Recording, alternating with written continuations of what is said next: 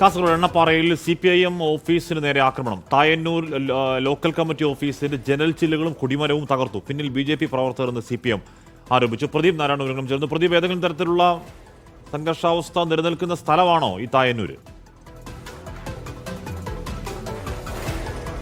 കാശ്മീർ ഒരിക്കലും അങ്ങനെ ഒരു സംഘർഷാവസ്ഥ നിലനിൽക്കുന്ന പ്രദേശമല്ല ഇത്. പക്ഷേ ഇന്നലെ രാത്രിയോട് കൂടിയാണ് ഒരു സംഘം ആളുകൾ എത്തി ഈ ഓഫീസ് അടിച്ചു തകർന്ന ഒരു സാഹചര്യം ഉണ്ടായത്. CPM ലോക്കൽ കമ്മിറ്റി നേതൃത്വം പറയുന്ന പ്രകാരം ആ ഓഫീസിനകത്ത് ഓഫീസ് സെക്രട്ടറി സ്ഥിരമായി താമസിക്കുന്ന ആളാണ്. ഇന്നലെ അദ്ദേഹം വീട്ടിലേക്ക് പോയിരുന്നു. ഒരുപക്ഷെ അദ്ദേഹത്തെ തേടിയാണ് ഈ അക്രമി സംഘം എത്തിയതെന്നൊരു സംശയം ഇപ്പോൾ CPM ലോക്കൽ കമ്മിറ്റി ഉന്നയിക്കുന്നുണ്ട്. സംഭവത്തിൽ അമ്പലത്തറ പോലീസിൽ ലോക്കൽ കമ്മിറ്റി പരാതി നൽകിയിട്ടുണ്ട്.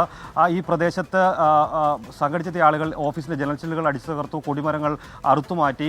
എണ്ണപ്പാറ ഉൾപ്പെടെയുള്ള പ്രദേശങ്ങളിലെ CPM, CITU, DYFI തുടങ്ങിയ സംഘടനകളുടെ കൊടിമരങ്ങൾ അപ്പാടെ പിഴുതുമാറ്റിയ നിലയിലും ഉണ്ട് എന്നാണ് പറയുന്നത്. സംഭവത്തിൽ പ്രദേശത്തെ CCTV ദൃശ്യങ്ങൾ ഉൾപ്പെടെ നോക്കിക്കൊണ്ട് പ്രതികളെ കണ്ടെത്തണമെന്ന ആവശ്യമാണ് CPM നേതൃത്വം മുന്നോട്ട് വെക്കുന്നത്.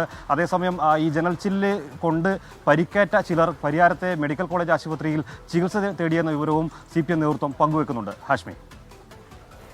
ഓക്കെ, പ്രദീപ് നാരായണ വാർത്തയുടെ വിവരങ്ങൾ നൽകിയത്. അതിന് തുടർ സംഘർഷങ്ങൾ ഉണ്ടാവാതിരിക്കട്ടെ, എന്തെങ്കിലും പ്രശ്നമുണ്ടെങ്കിൽ പരിഹരിക്കപ്പെടട്ടെ.